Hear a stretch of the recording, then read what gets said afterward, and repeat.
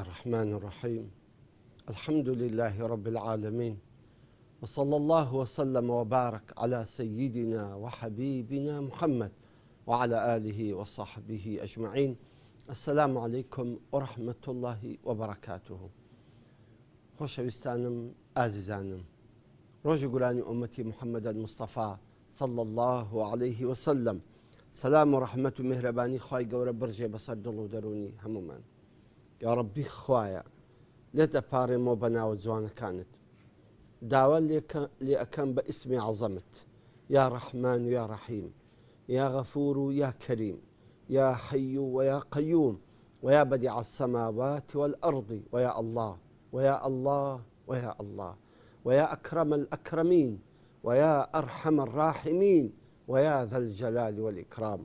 يا ربي خوايا إما عبديشي گونەحباری ڕوڕەشی زەلیلی شەرمەزاری بەردەستی توی، خوايا گوناحێکی گەلک زۆرمان کردووە، کەسیش نییە لێمان خۆش بی ئیلا ئەتوو نەبی، ومن يغفر الذنوب إلا أنت، هەر ئەتوو لە بەندەکانی خۆت خۆش دەبی.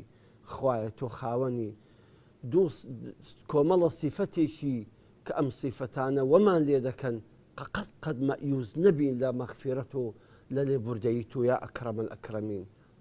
خوایە تۆ غەفوری، تۆ ڕەحیمی، تۆ ڕەحمانی، تۆ عەفووی. یا ڕەبی خودای لێمان خۆش بە، خوایە بە ڕەحمانیەتی خۆت لێمان خۆش بە، خوایە بە عەفووی خۆت عەفومان بکە، یا ئەکرەم الئەکرەمین. یا ڕەبی خوایە تاعەت و عیبادەتی ئەو مانگەمان قبول بفەرموو، خوایە تاعەت و عیبادەتی ئەو مانگەمان قبول بفەرموو. یا ڕەبی خوایە ئەگەرچی کەم و کرز و کاڵن، بەڵام خوایە بە زۆری حیسێب بکەیت. یا ڕەبی خوایە دوعای موسڵمانان قبول بفەرموو، خوایە دوعای موسڵمانان قبول بکە. هەر کەسێک هەر شتێکە لێ داوا دەکە، خوایە تۆ قادری عەلا کولی شەی. یا ڕەبی خوایە لێ جێبەجێکە و جوابی دوعایەکەی بدەوە. یا ڕەبی خوایە حاڵی ئومەتی محەممەدیش باش بکەیت. یا ڕەبی خوایە ئومەتی محەممەد لەو زەیقە و ناخۆشەی نەجات بدەیت، یا ئەکرەم الئەکرەمین. ئامین ئامین. خۆشەویستانم، یەکێک لە هۆکارەکانی نەمانی بەرەکەت کە بەرەکەت نامینێ لە ناومان و خۆشیش نامینێ و دڵ تون دەبی و دنیا تاریک دەبی و هەروە خۆشی و تام و لەزەت لە ژیان نامینێ، زوڵمە. زوڵم بەڕاستی شتێکی زۆر زۆر قێزەون و خراپە. هەموو پێغەمبەران هاتوون تەنها بۆ ئەوەی پاش تەوحیدی خودای گەورە کە زوڵم لەسەر خەڵکی هەرگرن، کە مستەکبیرین و متریفین و فەراعینەکان هیچ کە زوڵم لە خەڵکی نەکەن. جا بەڕاستی هەر کەسێک زوڵم بکە تاریکی دروست دەکا، هەر کەسێک زوڵم بکە بەرەکە لە ناو خەڵکی لا دەباتن. بۆیە خوای رب العزە بۆ خۆی ئەفەرمی ومن يظلم منكم نذقه عذابا كبيرا. ئەوەی زوڵم بکە هەر یەکێک لە ئێوە، ومن يظلم منكم، هەر کەسێک لە ئێوە زوڵم بکە نذقه عذابا كبيرا، بەڕاستی ئێمە عەزابێکی زۆر گەورەی دەدەین. سبحان الله. کە زوڵم خوا لەسەر خۆی حرام کردووە. يا عبادي إني حرمت الظلم على نفسي فلا تظالموا. خواهي قورا رب العزة لحديثي قدسي دادا فرميتن أي بند كانم يا عبادي إني حرمت الظلم على نفسي، أمن ظلمم لسخون حرام كردوا فلا تظالموا. إيوش نكن ظلم بكن، نكن ببن بإنسان ظالم لبروي خوا قد إنسان ظالم هداية نادا. إن الله لا يهدي قوم الظالمين. هر قومێک میلەتێک زاڵم بوون خوا هیدایەتیان نادا. هیدایەت بەبەر کەسانی زاڵم ناکەوێتن. زوڵمیش ئەنواعە. هەیە زوڵم لە نەفسی خۆی دەکا، هەیە زوڵم لە ماڵ و منداڵی دەکا، و هەیە زوڵم لە خەڵکی دەکاتن. ئەوانەیە زوڵم لە نەفسی خۆ دەکەن، ئەوانە بە تۆبە خوای گەورە لێیان خۆش دەبیتن. ئەوانە ئەو کەسانی کە زوڵم لە نەفسی خۆ دەکەن چێن؟ ئەو کەسانی گوناح دەکا، بێشەرعی دەکا، یان دەستی مەعسیەتی خوای گەورە دەکا، بێ فەرمانی خوا و پێغەمبەری خوا دەکا. ئەو گوناحانە کە عیلاقەی بە خەڵکیوە نییە، ئەو عیلاقەی بەخۆی هەیە، زوڵم لە نەفسی خۆی دەکاتن. ئەم ظاڵمی لنفسه ئەوە تۆبەیەکی دەکا و دەگەڕێتەوە لای خوای گەورە تۆبەکەی قبول دەکات. هەندێک زۆڵم لە ماڵ و منداڵی دەکا، ئەوە زۆر شتێکی ناڕێکە تۆ بێ زۆڵم لە ماڵ و منداڵت بکەیت. ئەو ماڵ و منداڵانە یعنی ئەوانە زعیفەی بندەستی تون، چ موزیب دەکا زۆڵمی لێ بکەیت؟ ژن چیە ئەگە لێی بدەی یان لێی نەدەی؟ یعنی بۆ لێی دەدەی؟ ژنێکی فەقیری غەریب بێدەسەڵات هاتەکنێت و هیچ غیرەت و شەهامەتی نییە ئەتو لە ژنی خۆت بدەیت، هیچ غیرەت نییە، هیچ شەهامەت نیە، هیچ گەورەی نییە، کەسیش پێنەر بەخوا پیاوێکی ڕەشیدە چێ وەڵا لە ژنی خۆ دەدەی، هەموو کەس دەتوانین لە ژنی خۆ بدا، بەڵام هەر عەیبە لە ژندان، هەر عەیبە بێ ژنێ داپەرۆسی و هەموو قەلبی بشتێنی، لەبەرەوە هیچ غیرێتێکی تێدا نییە. تێکەواتە زۆڵمە ئازیزانم، زۆڵمە ئەو تۆ زۆڵم لە ماڵ و منداڵت بکەیت، زۆڵمە فەرق لە بینی کچ و کوڕان بکەیت، زۆڵمە خوشکە مەحروم بکەی لە میرات، ئەوانە هەموو زۆڵمن. هەیە بەڕاستی بەس زۆڵم لە کەس و کاری خۆی دەکا، میراتی برای دەخوای، خۆشی دەخوا، خزم و کەس و کاری خۆی دەکا، دەستی دەڕوا، زۆڵم لە هەر هەمووان دەکاتن. بەڕاستی ئەمە ئەو نەوعە زۆڵمە وە دەکە بەرەکەتیان لە ناو نەمینێ، ئەو کەسە بەرەکەت لە ناو ماڵ و منداڵیشی نەمینێ، بەرەکەت لە عەیش و نۆش و گوزەرانیشیشی نەمینێتن. وامەزانە دەوڵەمەندە والله هەناوی هیچی تێدا نیە غەیری غەم و خەفەت و ئەخ و ئۆف نەبیتن، هیچ کەی تێدا نیە.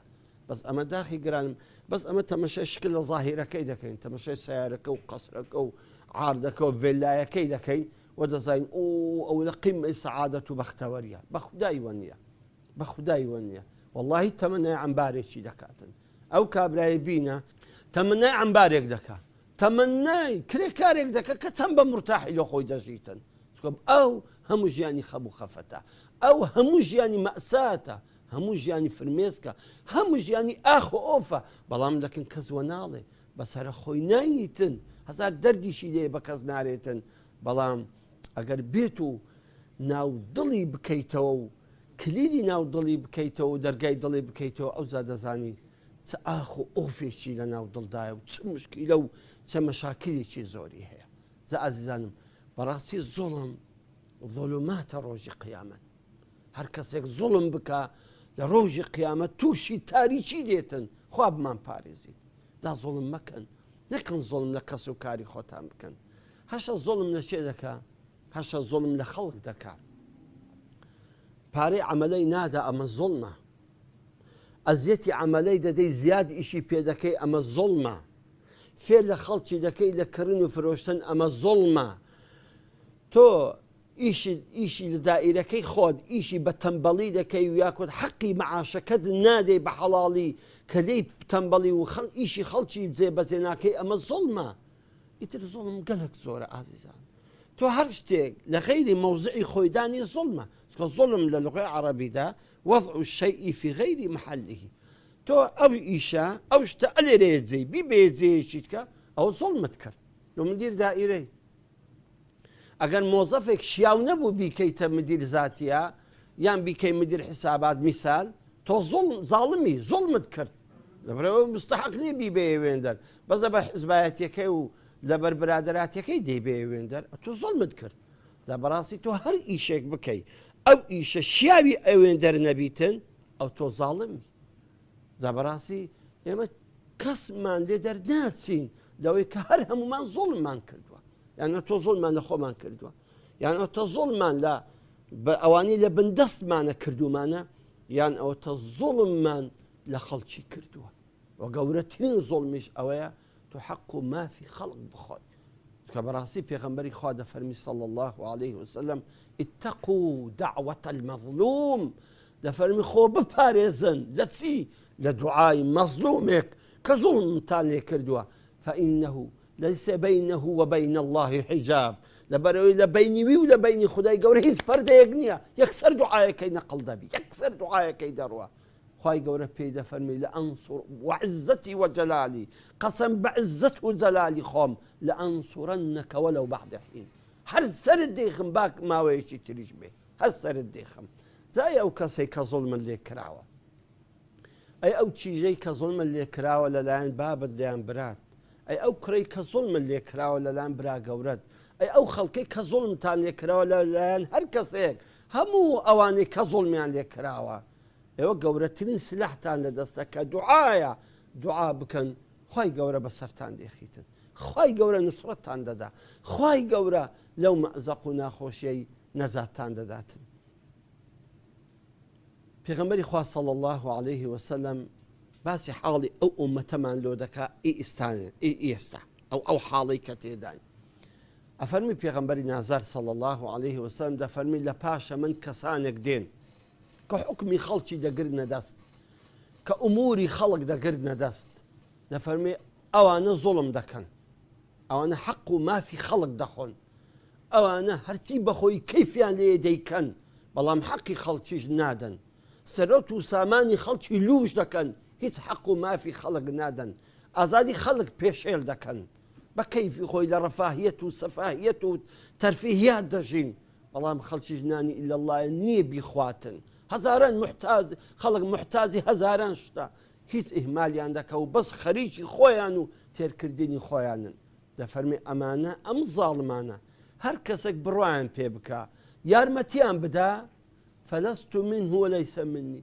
نە ئەو لە منە نە ئەمنیش لەوم و لە ڕۆژی قیامەتێ نایەتە سەر حەوزی کەوسەر ئاوی بخواتەوە و هەر کەسێک پێیان بڕوان نەکاو و یارمەتیشیان نەدا ئەوە من لەوم و ئەویش لە منە و لە ڕۆژی قیامەتێش دێتە سەر حەوزی کەوسەر ئاوی عەیش و نۆش دەکات ئازیزانم بە زۆر ئاگامان لەخۆ بێ لە زوڵم وا تێنەگەی ئەو زوڵمەت کرد و ڕۆیش تەواو لە بیرت کرد لەبەر ئەوەی صاحبی ئەو کەسەی کە زوڵمەکە لێ کردووە مەزلومەکە ئەو بە ئاگایە و نەنووسووە ئەو شەوان تیری داوێتە ئاسمان دوعال لێ دەکاتن تۆش هیچ ئاگال لە هیچ نییە یەک لە خەلیفەکان مەملەکەتەکەی ڕووخا کە مەملەکەتەکەی ڕووخا کەس و کارەکەی دی خربوونەوە زۆر زەلیل بوون کەتنە سزن و حکومەکەیان لە دەستدا و ئەو عەیش و نۆشەیان لێ تێکچوو یەک لە منداڵەکانی لە باوکی پرسی بابە لۆ لێمان تێکچوو ئەمە لە قیمەی عزت و گەورەیی بوون لە قیمەی عەیش و نۆش و خۆشی بوون لۆ ئەوها زەلیل بوون کە تینە سزن فەرمی کوڕی خۆم چێ دەڵێ زوڵمێکمان نەکردووە و لەبیرمان کردووە و بەڵام صاحبی غەدرەکەی کە مەزلومەکەیە ئەو نەنووسووە و دوعای لە ئێمە کردووە و دوعای گیرا بووە زا ئەی کەوسەی کە زاڵمی لەخوا بترسە والله دوعای مەزلومان بینی وی و بینی خوا هیچ پەردەیەک نییە و قبول دەبیتن زا لە خۆ لەخوا بترسە بگەڕێوە حەق و مافی خەڵک بدەوە حەقی خەڵک پێشێل مەکە ئەوەی لەلاتە بیدەوە پێش ئەوەی ئەجەل بێ پێش ئەوەی مەلەکول مەوت بێ ڕوحت بچێشی ئەو کات مەجالت نییە جا بەڕاستی ئەگەر ئێمە توانیمان ئەو زوڵمە لە ناوە خۆمان هەرگرین ئەو زوڵمە نەکەین واللهی بەرەکەتی خوا بەسەرماندا دەباری بەڵام هەر کاتێک زاڵم بووین بەرامبەر کەس و کارمان بەرامبەر خەڵک جا لە هەموو مستەوایەکدا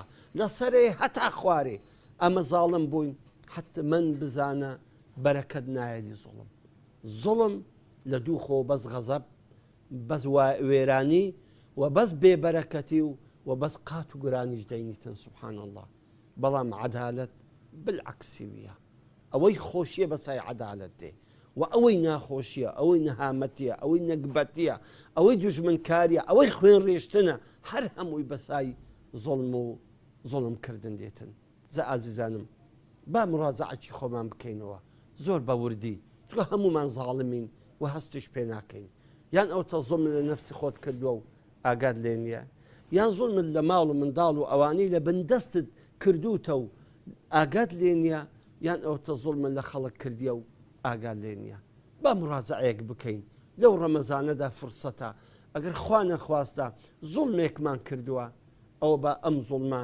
لێ نەجات ببین و خۆمان قوتارکەین پێش ئەوەی تووشی تاریکی ڕۆژی قیامەت دابین وەکو گوتم پێغەمبەری خوا دەفەرمی عەلەیهی سەڵات وسەلام الظلم ظلمات يوم القيامة زوڵمکردن ئەبێتە تاریکی بۆ ساحێبەکەی لە ڕۆژی قیامەت زا لەو تاریکی چێ هەیە نەجاتمان بدا غەیری لوتف و کەڕەمی خوای نەبی زا پێش ئەوەی بگەیت بەو تاریچە مەردی خوا بە تۆبەیەکی نەسوح بکە ئەوە تۆ زوڵمە لە نەفسی خۆت تەواو کرد پاشانیش وەرە کەس و کاری خۆت ئەوەی حەق و مافە لەسەرت بیاندێ ڕەزیلی مەکە بەرامبەریان بەرامبەر مار و مندارت ڕەزیل مەکە پارەیان بدێ بەقەدەر پێویستی خۆت چۆکە پارەیان نەدەی و مەسرەفیان نەکەی ئەوە زوڵمە لێکردن ئەوانیش تووشی تاوان و گوناح دەکەی تاکو دیدار بەخوای گەورەتان دەسپێرم والسلام عليكم ورحمة الله وبركاته.